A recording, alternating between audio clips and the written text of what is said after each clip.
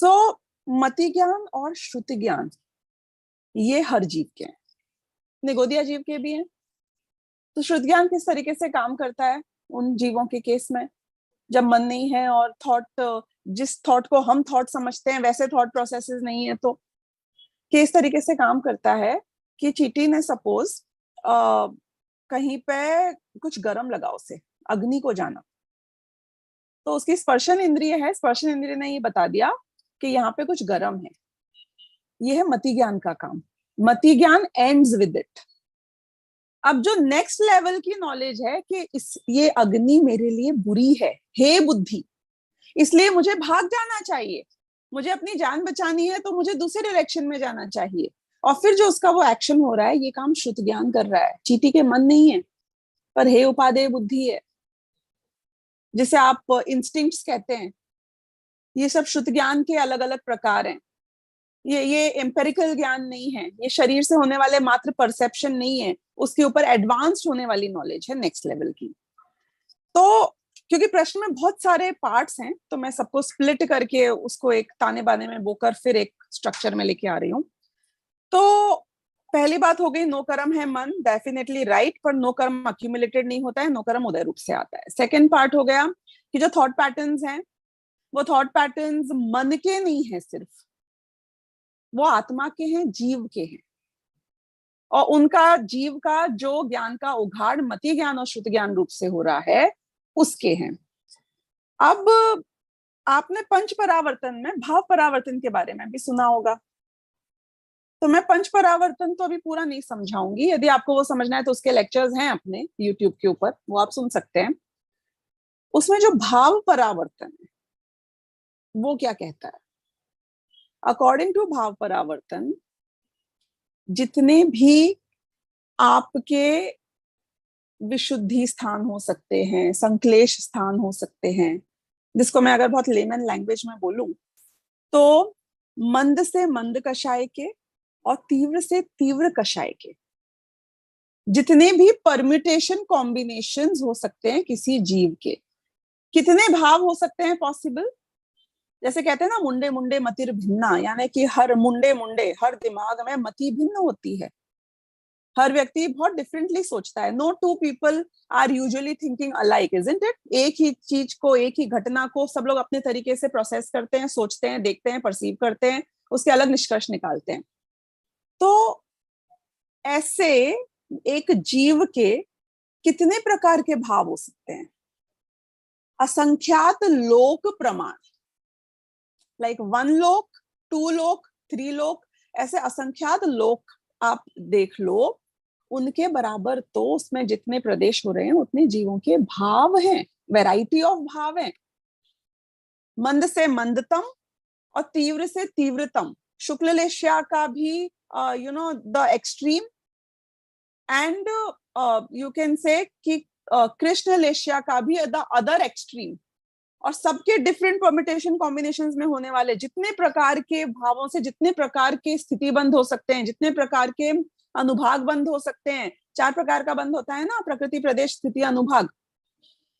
सो भाव परावर्तन में हमने बहुत बढ़िया से बढ़िया परिणाम किए हैं शुक्ल लेश्या के, हमने वर्स्ट से वर्स्ट परिणाम किए हैं कृष्ण लेश्या के, एंड एवरीथिंग इन बिटवीन। ये हो गया भाव परावर्तन। भाव परावर्तन इज एग्जॉस्टिव।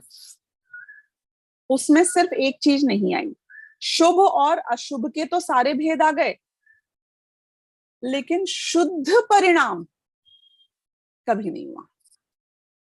यानी कि हम शुभ और अशुभ के बीच ही भ्रमण करते रहे, इसीलिए वो भाव का परावर्तन है। परावर्तन मीन्स इट्स अ साइकिल, क्योंकि जब तक आप शुभ और अशुभ में रहोगे उसकी साइकिल के बीच में ही आप घूमते रहोगे, ऑसिलेट करते रहोगे, you will not come out of it. तो शुद्ध परिणाम तो आज तक हुआ ही नहीं, इसलिए हम 7वें नरक भी अनंतों बार गए हैं, और हम जितना मिथ्या दृष्टि जीव या भव्य जीव ऊपर मैक्सिमम जा सकता है 9वें ग्रह तक, उतना भी मैक्सिमम गया है ये जीव। अब ये जो मेरे भाव हुए हैं, मैंने कहा ये साइकिल में हो रहा है। साइकिल का मतलब ये होता है कि जो भाव अभी आपके हो रहे हैं ये पहले हो चुके हैं। साइकिल का मतलब क्या होता है? रेपिटेशन। नहीं, साइकिल का क्या मतलब होता है कि जो पॉइंट अभी जमीन पे था, एक पूरी साइकिल खत्म होने के बाद वो पॉइंट वापस जमीन पे आ जाता है। 1 जनवरी की एक साइकिल कब पूरी होती है? कि जब अगले साल फिर 1 जनवरी आ जाता है। तो मेरे भावों की भी एक सर्टेन साइकिल है, और एक पंच परावर्तन में वो भावों की पूरी साइकिल कंप्लीट हो जाती है, और फिर 0 से स्टार्ट होती है अगले परावर्तन में वो साइकिल। तो शुभ से शुभ और अशुभ से अशुभ, ये भावों की साइकिल्स को मैंने अनंतों बार किया हुआ है, इनफाइनाइट टाइम्स। और वो सारे भाव हर गति में, निगोद में और नरक में और स्वर्ग में और सब जगह हो चुके हैं। अब इसको ब्रेक किया जा सकता है क्या? तो इसको ब्रेक कैसे करेंगे?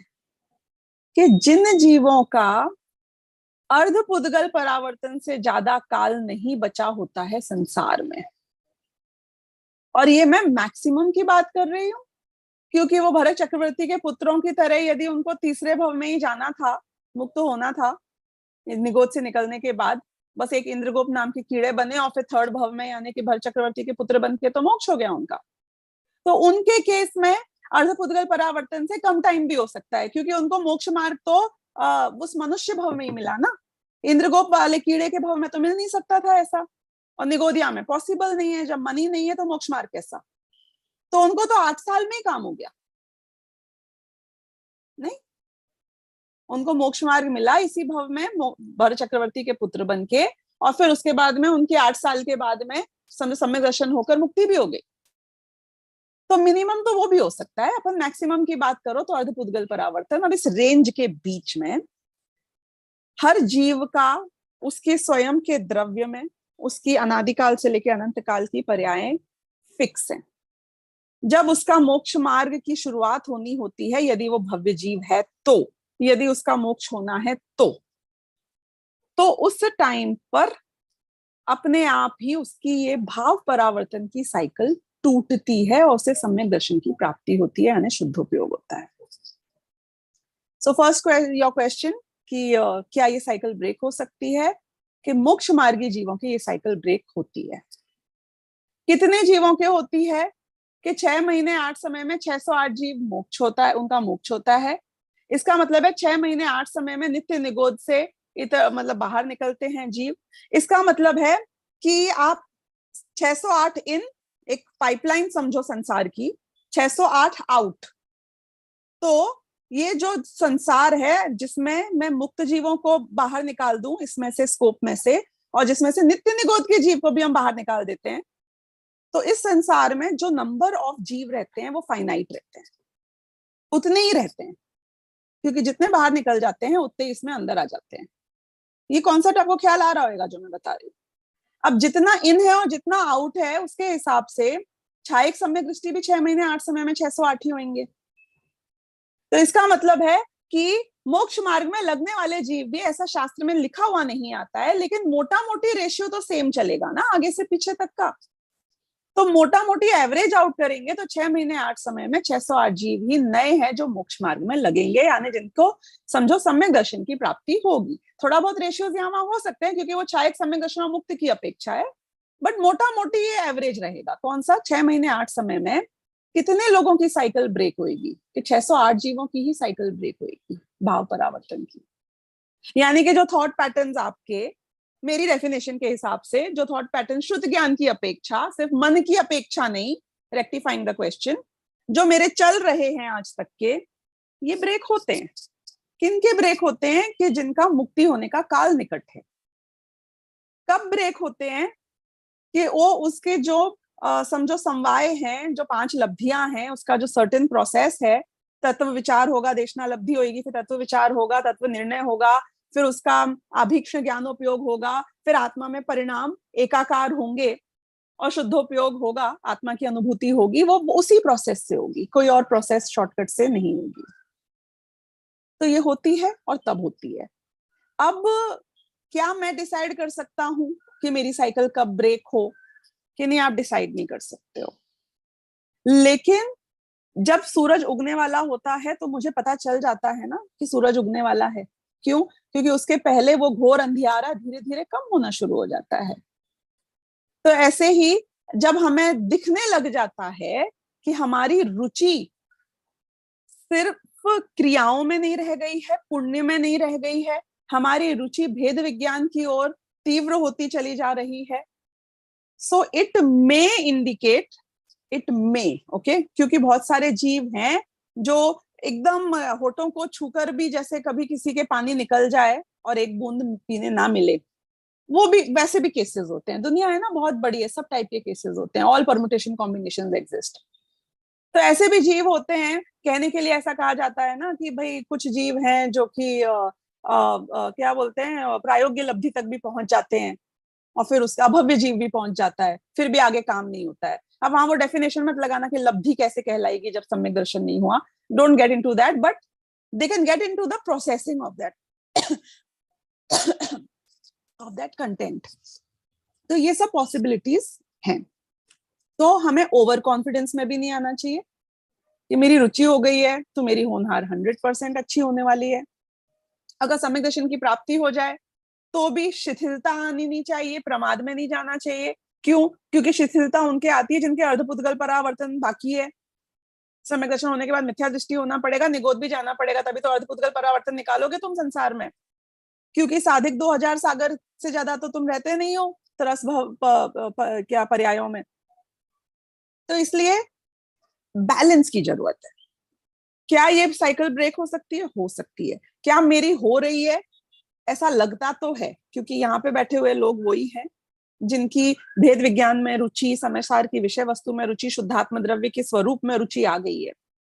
डज इट मीन डेफिनेटली अब तो अपना काम हो जाएगा, अब अपन मस्त भोग वगैरह भोगो, अपना जो लाइफ जीनी है जियो, क्योंकि अपना सब सही हो रहा है, भाग्य के भरोसे, नियति के भरोसे बैठे रहो? कि नहीं, वो वाले भी सर्टेन लोग होते हैं जो प्रमाद में बह जाते हैं और इसलिए फिर वो मेन लाइन से भटक जाते हैं। तो हमको वो कैटेगरी में अगर प्रमाद में जा रहे हैं तो समझ में आ जाना चाहिए कि मेरी होनहार शायद उस टाइप की तो कहीं नहीं होने वाली है। तो हमारा बुद्धिपूर्वक जो पुरुषार्थ है वो तत्व निर्णय और आत्मानुभूति का प्रति समय बना रहना चाहिए। आत्मानुभूति होगी तो ये साइकिल ब्रेक हो जाएगी, और जिसकी साइकिल ब्रेक हो गई है उसकी मुक्ति पक्का है। Now what was the first part of the question? First part was दीदी कि भेद विज्ञान से मिथ्यात्व कैसे सम्यक में बदल सकता है। बहुत बढ़िया। अब मिथ्यात्व की डेफिनेशन क्या है? मिथ्यात्व की डेफिनेशन है भेद विज्ञान का नहीं होना। तो मिथ्यात्व मीन्स व्हाट? मिथ्यात्व का मतलब है कि आप गलत है। हम जब आर्ग्यूमेंट करते हैं हम बोलते हैं नो यू आर रॉन्ग, आप गलत हो, जैसा आप मानते हो ऐसा नहीं है, यू आर मिस्टेकन। ये जो वर्ड है ना, यू आर मिस्टेकन, उसको हम शास्त्रीय भाषा में कहते हैं मिथ्यात्व। तो भेद विज्ञान का नहीं होना यही है मिथ्यात्व, यू आर मिस्टेकन, क्योंकि आप बाइफरकेट नहीं कर पा रहे हो। भेद विज्ञान क्या है? बाइफरकेशन। आप जो वस्तु का स्वरूप है उसको आप उस तरीके से देख ही नहीं पा रहे हो, आप समझ ही नहीं पा रहे हो, यहां आप गलत हो। तो इस बात को समझाने के लिए मैं आपको एक वीडियो दिखाना चाहूंगी। मैं चाहूंगी कि आप इस वीडियो को देखो, अपने कुछ निष्कर्ष निकालो। I will want you to give me a couple of your observation about the video, और फिर मैं इसके आगे की बात इसके बाद करूंगी। तनु जी, क्या हम वो वीडियो देख सकते हैं? जी बिल्कुल। Sonal ji please share the video. Sure. Let me know if it comes. Oh.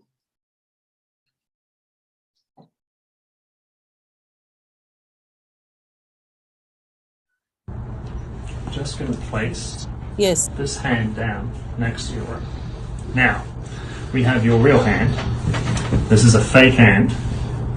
We have your other real hand over here. But I want you just to focus your attention on the fake hand.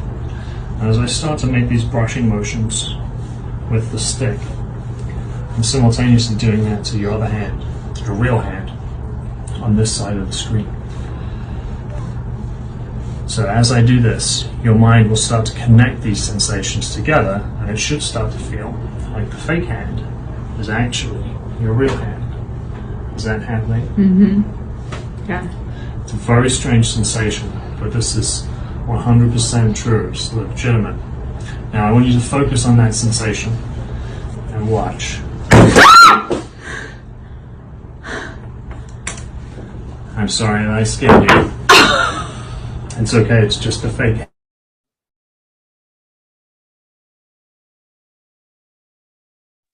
हाँ thank जी, you Sonal ji, please stop it now. या या thank you.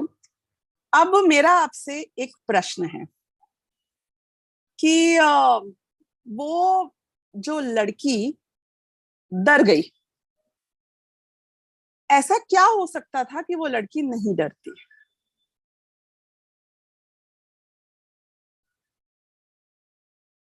बहुत simple सा question है। आपको मतलब तो समझ में आ गया ना? इंग्लिश में था वीडियो, किसी को नहीं समझ में आया तो पूछ लेना। फेक हैंड था बीच वाला, असली हाथ नहीं था, नकली रख दिया था। हाँ जी चित्रा जी। दी अगर उसके असली हैंड पे सेंसेशन नहीं की जाती था तो अगर असली हाथ पे सेंसेशन ही नहीं की जाती, मैं बोलूं कि वो ऑप्शनल नहीं है। जो कुछ भी वीडियो में हुआ वो ऑप्शनल नहीं है, क्रिया कोई ऑप्शनल नहीं है।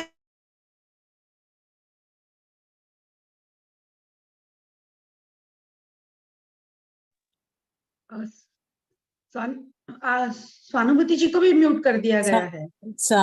नहीं, मैंने कर दिया है actually. I think something happened here. दीदी, I think you are on mute now, please unmute yourself. आपने मुझे सुना कि नहीं सुना जो मैंने अभी कहा? नहीं, वी मिस द लास्ट। ओ अच्छा, आई विल रिपीट। मैं ये बोल रही हूँ जो सिचुएशन हो रही है वो नहीं बदलेगी, लेकिन आपको ये बताना है कि ऐसा वो क्या खुद में बदल सकती है वो लड़की, कि वो सब होते हुए जो कुछ हो रहा है भी वो ना डरे। दीदी, Megha Jain has raised her hand. I'll just unmute her. She wants to say. Sure.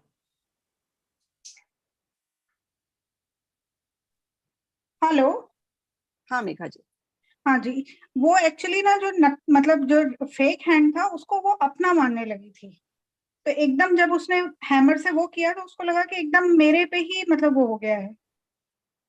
Right, वो अपना मानने लग गई थी। पर एक बात बताइए, उसको पहले ही बता दिया गया था ना कि ये फेक हैंड है। नहीं, पर बहुत देर देखते देखते उसे ऐसा लगने लगा कि मतलब ये भी मेरा ही है। बहुत बढ़िया। अब आपने यहाँ पे बोला बहुत देर देखते देखते, ये देखना कितना इंपॉर्टेंट है आपको समझ में आ रहा है इस पूरी प्रक्रिया में? कि अभी तो हम यहाँ पे सम्यक दृष्टि की बात कर रहे हैं। क्यों सम्यक दृष्टि की बात कर रहे हैं? क्योंकि मिथ्या दृष्टि तो वो व्यक्ति होगा जिसे पता ही नहीं है कि ये फेक हैंड है। तो अभी मिथ्या दृष्टियों की तो बात हम सेकंड लेवल पे करते हैं। अभी तो मैं बता रही हूँ सम्यक दृष्टियों को भी यदि उनकी दृष्टि पूरे टाइम फेक हैंड पे है, उस लड़की ने पूरे टाइम किसे देखा? फेक हैंड को देखा। और क्योंकि उसकी दृष्टि फेक हैंड पे थी और निमित्त नैमित्तिक संबंध बहुत घनिष्ठ है। क्यों? क्योंकि जो चीजें शरीर के साथ हो रही हैं आपके ज्ञान में वही चीज झलक रही है। जब आपकी जबान के ऊपर आम रखा जाता है वो पुद्गल का परिणमन है, आपकी जबान भी पुद्गल का एक पर्याय है। लेकिन उसी काल ज्ञान में जब वो गे रूप से झलकता है स्वाद आम का, तो ऐसा लगता है कि ज्ञान ने आम को खाया। राइट, यानी too many parallel things happening. और ये पैरेलल थिंग्स में वो अपने असली हाथ को नहीं देख रही थी। वो चाहती तो अपने असली हाथ को देखती जिसके ऊपर स्टिम्युलेशन हो रहा है, उसको देखती तो वो नहीं डरती। वो चाहती तो अपने उस हाथ को देखती जिसके ऊपर स्टिम्युलेशन हो ही नहीं रहा है, द्रव्य दृष्टि। यदि वो उस हाथ को देखती जहां पे कोई स्टिम्युलेशन हो ही नहीं रहा है तो भी उसे कुछ नहीं होता। सिर्फ वो हाथ में असली दूसरे हाथ में झलकता रहता सेंसेशन, और हथौड़ा तो उसे नजर ही नहीं आता। क्यों? क्योंकि वो तो अपने असली हाथ को देख रही थी। कौन से? जिसपे कुछ भी नहीं हो रहा है, जो नित्य है, जो ध्रुव है। लेकिन उसकी दृष्टि उस हाथ को देख रही थी और महसूस, अनुभव, वेदन किसका कर रही थी? वेदन उन दोनों को एक मान के कर रही थी, फेक हैंड को और रियल हैंड को। अब अगर एक सम्यक दृष्टि जीव भी है, सम्यक दर्शन होने के बाद भी यदि वो नित्य पर्याय दृष्टि रहता है, नित्य पर्याय दृष्टि यानी कि लगातार पर्याय में ही जागरूक रहता है, 6 महीने से ऊपर का काल बीत जाए तो वो भी मिथ्या दृष्टि हो जाता है, on the maximum, on the outside. On the minimum तो 6 उपशम सम्यक दृष्टि, ये उपशम सम्यक दृष्टि है तो अंतर मुहूर्त में ही मिथ्या दृष्टि हो जाता है।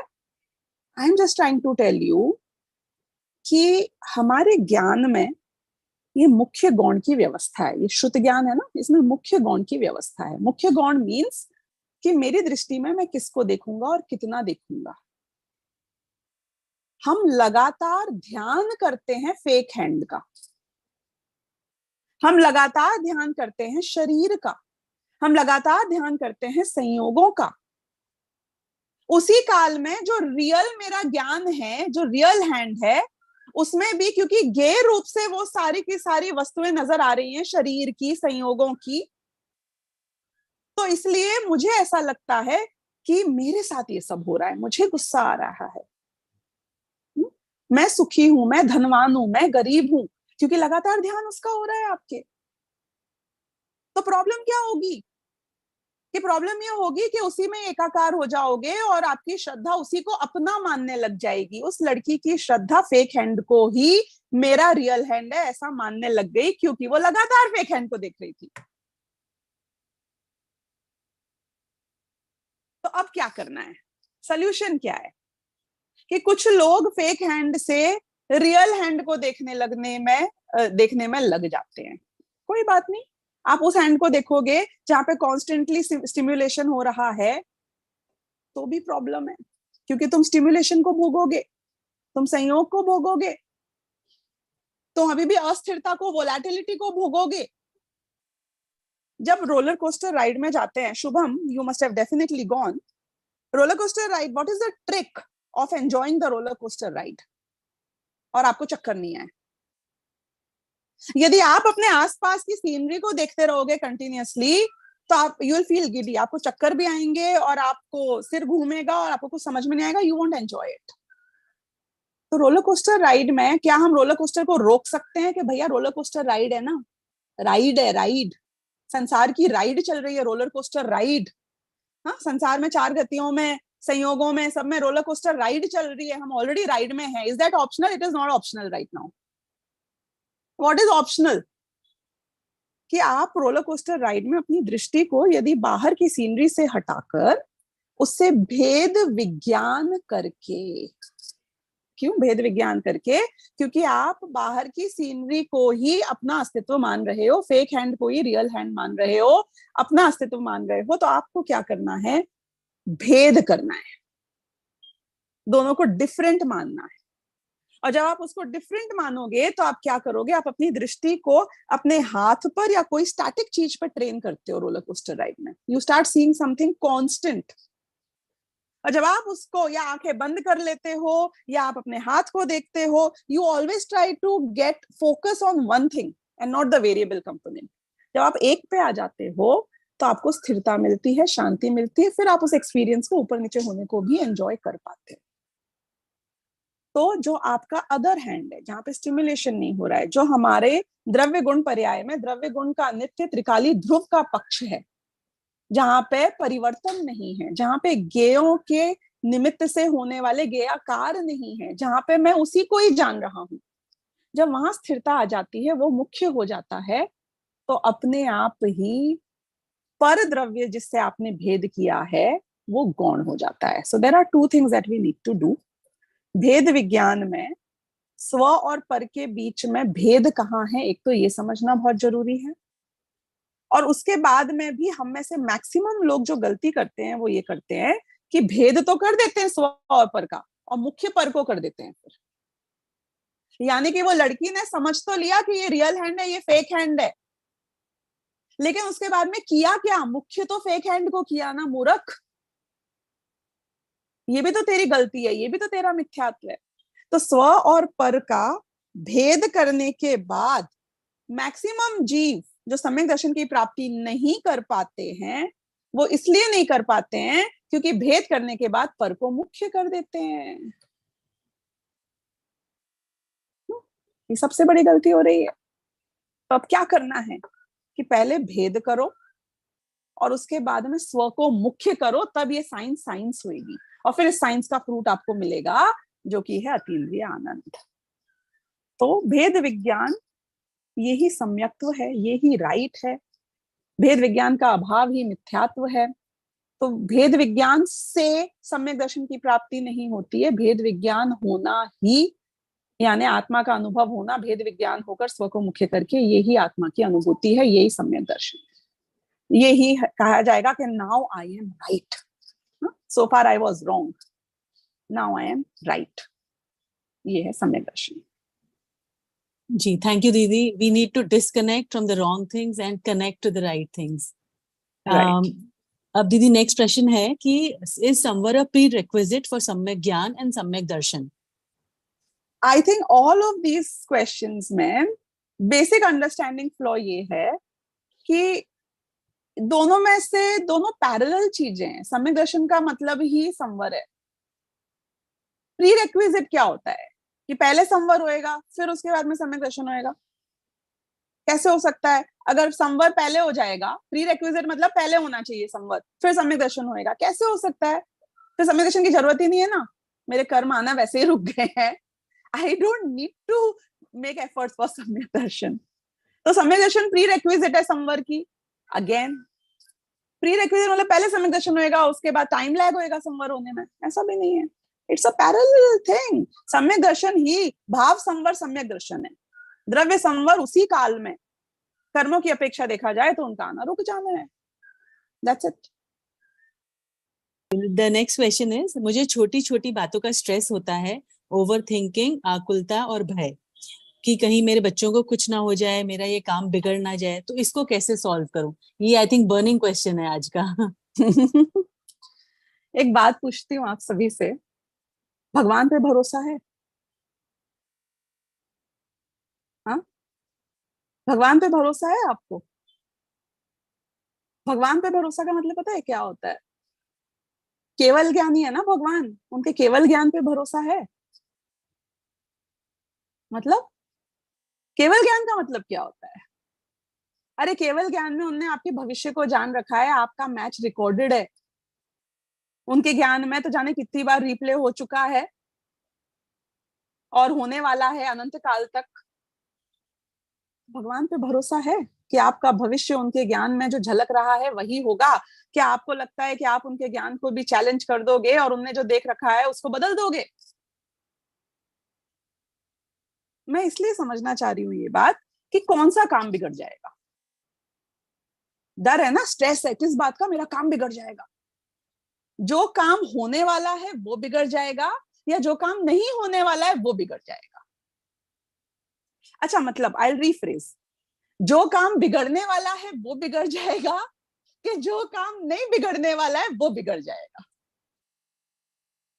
क्यों? क्योंकि ऑब्वियसली जो काम नहीं बिगड़ने वाला है वो तो बिगड़ ही नहीं सकता है, और जो बिगड़ने ही वाला है तो उससे डर कर भी क्या कर लेगा?